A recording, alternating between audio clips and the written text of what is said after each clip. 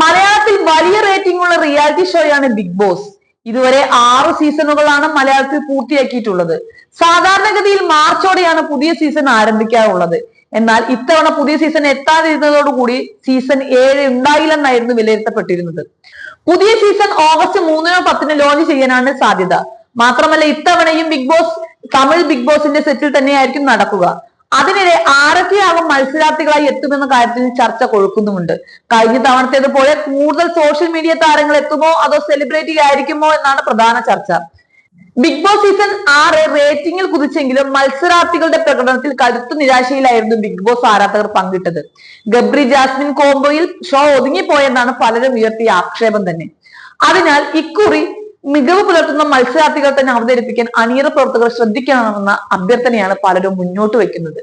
എന്നാൽ ഇത്തവണ ജാസ്മിൻ ഗബ്രി കോംബോയെ മലർത്തിയടിച്ചു വരുന്നത് മറ്റാരുമല്ല, ദാസേട്ടൻ കോഴിക്കോട് രേണു സുധി കോംബോയാണ്. അതെ ഗൈസ്, ചാന്ത് പൊട്ടിലെ ചാന്ത് കുടഞ്ഞ സൂര്യമാനത്ത് എന്ന പാട്ട് റീക്രിയേറ്റ് ചെയ്ത് നമ്മുടെ എല്ലാം മനം കവർന്ന ദാസേട്ടൻ രേണു തന്നെ. പാട്ട് ഇറങ്ങിയതിനു ശേഷം വലിയ ആരാധകർ തന്നെയാണ് രേണുവിന് ഉണ്ടായത്. അപ്പോൾ പിന്നെ ബിഗ് ബോസിനും താരങ്ങൾ പൊളിക്കുമെന്ന് പ്രേക്ഷകർ പറയുന്നുണ്ട്.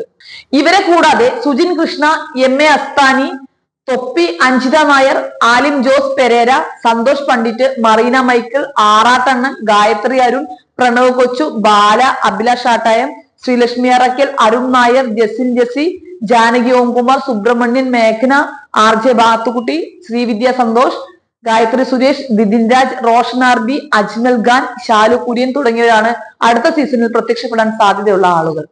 സാധാരണ എല്ലാ സീസണിലും മത്സരാർത്ഥികൾ ആരൊക്കെ എന്ന കാര്യത്തിൽ മാത്രമാണ് ആളുകൾക്ക് സംശയം ഉണ്ടാവാറുള്ളതെങ്കിൽ ഇക്കുറി ആരാകും അവതാരകനായി എത്തുക എന്ന വലിയ ചോദ്യം കൂടി നിലനിൽക്കുന്നുണ്ട്. കഴിഞ്ഞ സീസണിൽ മോഹൻലാലിന്റെ അവതരണത്തിനെതിരെ കടുത്ത അധിക്ഷേപങ്ങളും വിമർശനങ്ങളും ഉയർന്നു വന്നിരുന്നു. അതോടുകൂടി ഇത്തവണ മോഹൻലാൽ മാറി നിൽക്കണമെന്ന ആവശ്യമായിരുന്നു ഒരു കൂട്ടർ ഉയർത്തിയത്. ഈ സാഹചര്യത്തിൽ പല പേരുകളും സോഷ്യൽ മീഡിയയിൽ ചർച്ചയാവുകയും ചെയ്തിരുന്നു.